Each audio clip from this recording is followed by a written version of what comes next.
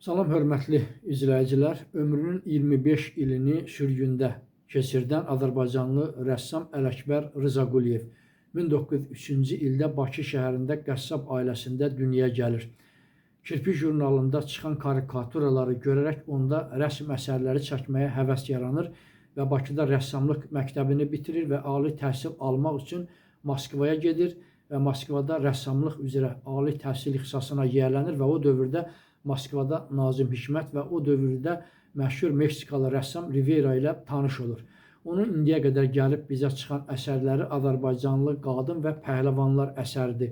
Onun digər əsərləri isə bilərəkdən qəsdən yoxa çıxarılmış və itirilmişdir.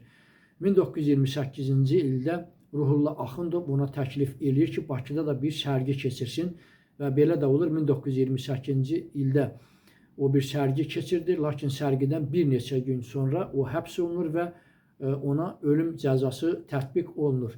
Lakin ölüm cəzası bir müddətdən sonra 8 illik deməli sürgünlə əvəz olunur. Ona deməli həbs olunmasına səbəb isə Məmməd Əmin Rəsulzadənin portretini çəkmək və o dövrdə sürgündə olan müsavatçılarla əlaqəsi göstərilirdi.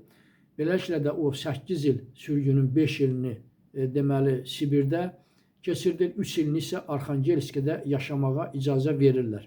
Lakin 1937-ci ildə Sovet hökumətinə qarşı mənfi münasibət bəslədiyinə görə o yenidən həbs olunur və bu dəfə Solovetski adalarına sürgün olunur.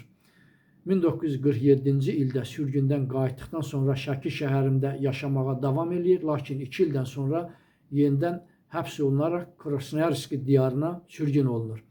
Sürgündə Verta adlı bir Alman xanım ilə tanış olur, onunla ailə həyatı qurur və 3 övladı dünyaya gəlir.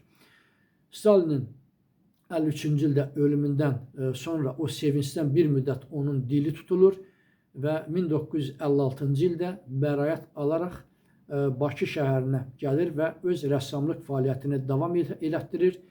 Ələkbər Rzaquliyev demək olar ki, gün saatının 16-17 saatını emalatxanalarda keçirdir. Möhtəşəm rəsm əsərləri yaradır.